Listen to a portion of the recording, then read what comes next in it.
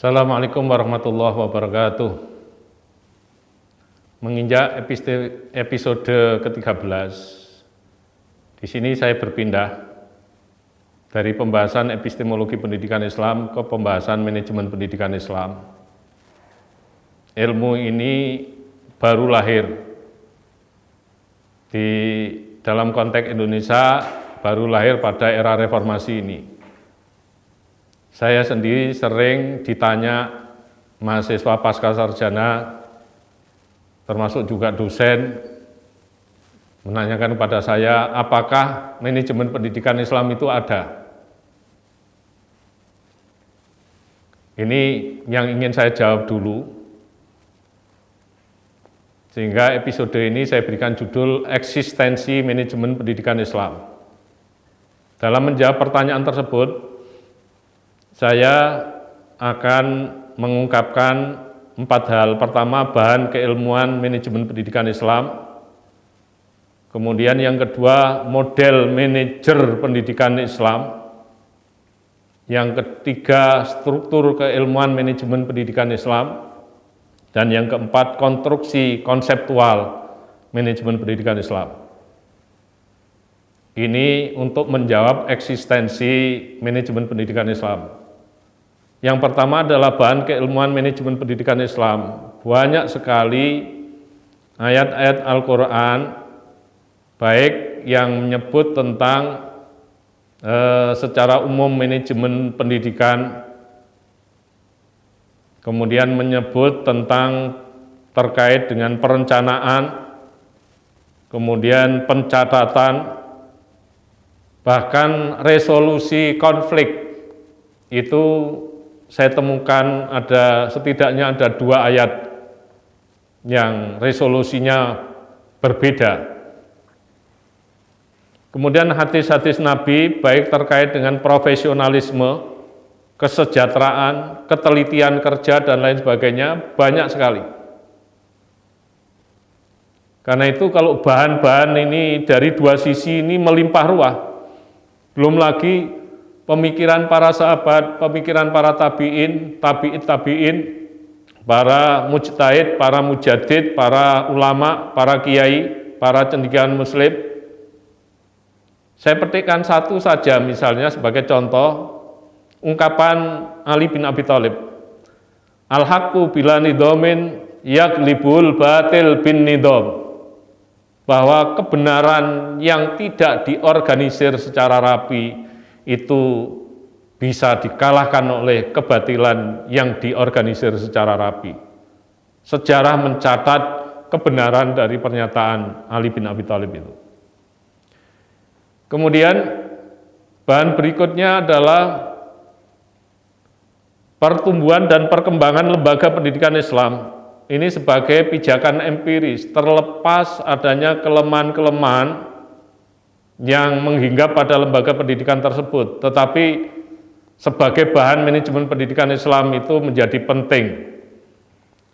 Kemudian kultur komunitas dalam lembaga pendidikan Islam, budaya ini juga penting karena kaidah-kaidah manajemen pendidikan Islam itu diharapkan di samping memberikan satu pedoman untuk melakukan pengaturan terhadap pendidikan Islam, di situ juga perlu mensiasati kultur yang berkembang di kalangan lembaga pendidikan Islam. Kemudian di samping itu ada teori-teori manajemen pendidikan yang lolos seleksi menurut kriteria-kriteria ajaran Islam. Nah, ini karena teori-teori manajemen pendidikan hadir lebih dulu daripada teori-teori manajemen pendidikan Islam. Sehingga sebagai yang hadir belakangan itu wajar kemudian mengambil hal-hal atau mengambil teori-teori maupun konsep-konsep dari manajemen pendidikan yang lebih tua itu. Ini saya kira enggak masalah, bahwa ilmuwan barat, filosof barat banyak mengambil dari Islam. Islam banyak mengambil dari filosof Yunani. Filosof Yunani diyakini banyak mengambil dari tokoh-tokoh Islam sebelum Nabi Muhammad. Ada Ashabu Sulaiman, ada Luqman Al-Hakim, ada Hermes atau Nabi Idris. Kemudian yang kedua, yaitu model manajer pendidikan Islam. Kita itu punya model yang luar biasa, yaitu Nabi Muhammad. Itu sebagai model manajer pendidikan Islam yang paling ideal. Dia mendidik masyarakat jahiliyah, dia mendidik para sahabat. Hasil pendidikannya itu kemudian mengantarkan Nabi Muhammad memiliki pengaruh terbesar di dunia ini. Sebagaimana hasil penelitian Michael Hart, dalam 100 orang, 100 tokoh yang paling berpengaruh di dunia, itu menempatkan Rasulullah Muhammad SAW itu pada ranking pertama. Kemudian kesaksian yang kedua dari ilmuwan Prancis Gustave Le Bon, dia mengatakan bahwa tidak ada bangsa yang bisa merombak suatu peradaban dengan ciri khas tertentu hanya dengan menggunakan waktu 4 periode. Perancis sendiri itu bisa membangun sebuah peradaban yang berkarakter Perancis, dibutuhkan sekitar 1000 tahun atau 30 keturunan. Tetapi Muhammad el-Rasul, dia menyebut begitu, itu mampu membangun peradaban Islam hanya butuh waktu 1 generasi, yaitu 23 tahun. Kemudian fakta berikutnya, Nabi mendidik politik para sahabat setelah Nabi mendirikan negara Madinah.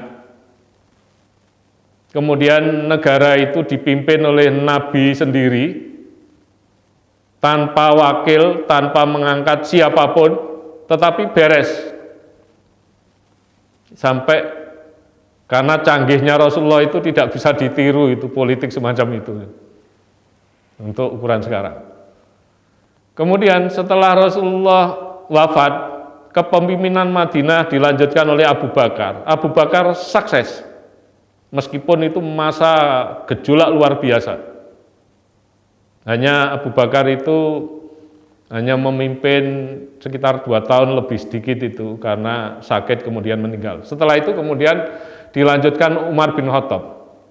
Nah, pada saat Umar bin Khattab inilah prestasi luar biasa karena negara Madinah yang posisinya di Madinah sebagai daerah pertanian itu negara kecil dalam usianya 10 tahun ketika Madinah dipimpin oleh Umar bin Khattab itu mampu menaklukkan 2 negara adidaya yang paling berkuasa pada saat itu.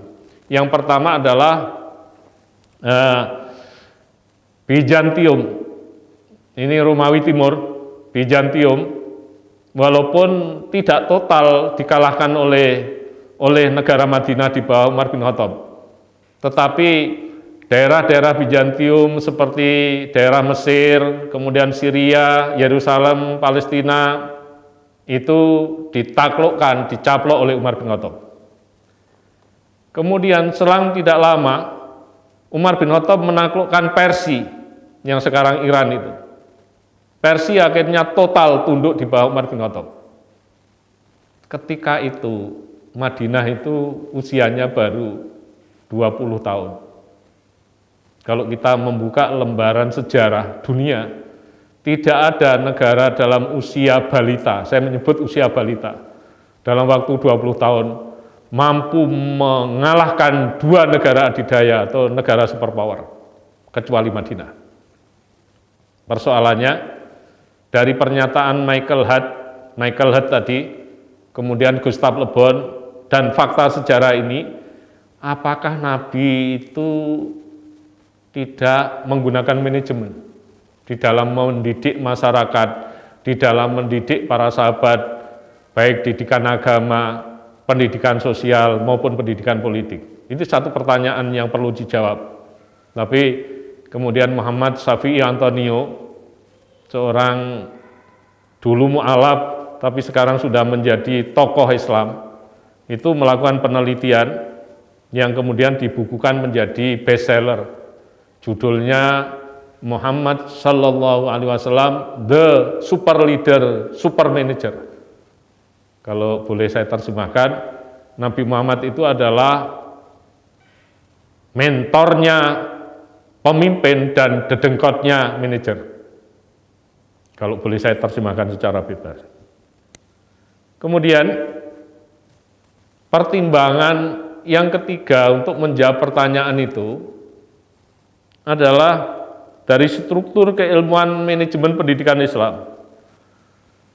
Kita umat Islam sepakat bahwa Al-Quran dan hadis itu menjadi pedoman dalam mengatur peri kehidupan kita, bukan hanya dalam persoalan ibadah, persoalan akidah, persoalan akhlak, tetapi juga mengatur dalam persoalan pendidikan, persoalan ekonomi, persoalan hukum, persoalan politik, dan lain sebagainya. Kajian terhadap ayat-ayat Al-Quran maupun hadis Nabi yang terkait dengan politik melahirkan bangunan ilmu politik Islam. Kajian terhadap ayat-ayat Al-Quran maupun hadis Nabi terkait dengan hukum melahirkan ilmu hukum Islam atau populer disebut dengan ilmu fikih. Kemudian kajian terhadap ayat-ayat Al-Quran maupun hadis Nabi terkait dengan ekonomi melahirkan bangunan ilmu ekonomi Islam. Dan kajian-kajian terhadap ayat Al-Quran maupun hadis Nabi terkait dengan pendidikan melahirkan ilmu pendidikan Islam. Kita sepakat, termasuk mahasiswa yang tanya kepada saya, dosen yang tanya pada saya itu sepakat tentang keberadaan ilmu pendidikan Islam. Ilmu ini masih utuh, dalam arti masih global. Ilmu itu ketika dikembangkan menjadi lebih spesifik lagi, melahirkan ilmu baru, yaitu sejarah pendidikan Islam. Melahirkan ilmu baru ketika dikonsentrasikan pada kurikulum menjadi kurikulum pendidikan Islam. Ketika dikonsentrasikan pada metode, melahirkan metode pendidikan Islam. Ketika dikonsentrasikan pada manajemen, melahirkan manajemen pendidikan Islam. Jadi secara struktur keilmuan manajemen pendidikan Islam ini, para mahasiswa, para dosen yang berada di lembaga pendidikan Islam yang telah mengakui keberadaan ilmu pendidikan Islam tetapi meragukan ilmu manajemen pendidikan Islam, ini saya kira ironi secara struktural seperti itu. Kemudian pertimbangan yang keempat untuk menjawab pertanyaan tersebut adalah konstruksi konseptual MPI. Sekarang ini, meskipun ini ilmu yang baru lahir, ketika tahun 2002 itu belum ada buku manajemen pendidikan Islam. Saya mencari dari Jakarta sampai Malang itu satu pun tidak saya temukan tahun itu. Sehingga kemudian saya menulis buku ini. Tetapi sekarang saya perkirakan lebih dari 25 buku manajemen pendidikan Islam. Saya telah menyumbangkan 6 buku khusus manajemen pendidikan Islam dengan objek pembahasan yang berbeda-beda semua. Nah, dinamika ini terus bergerak, terus berkembang. Baik bunyinya manajemen pendidikan Islam, maupun manajemen pesantren, maupun manajemen madrasah, dan saya kira termasuk juga manajemen yang lain sepanjang itu masih merupakan komponen pendidikan Islam. Itu termasuk atau tercakup dalam konteks manajemen literatur atau referensi atau buku-buku manajemen pendidikan Islam ini. Jadi dari 4 pertimbangan itu saya kira bahan manajemen pendidikan Islam itu melimpah ruah. Hanya satu hal yang menurut catatan perlu ditindaklanjuti. Itu perlu diseminarkan untuk menemukan perintis sejati ilmu manajemen pendidikan Islam ini. Di Sudan sampai hari ini belum dikenal ilmu ini. Di Indonesia mengawali walaupun terlambat pada era reformasi ini. Karena itu dipandang perlu menurut saya rekomendasikan ini untuk diseminarkan, mencari sesungguhnya siapa perintis sejati bangunan atau konstruksi ilmu manajemen pendidikan Islam. Demikian saya akhiri. Wallahul muwaffiq ila aqwamit thoriq. Wassalamualaikum warahmatullahi wabarakatuh.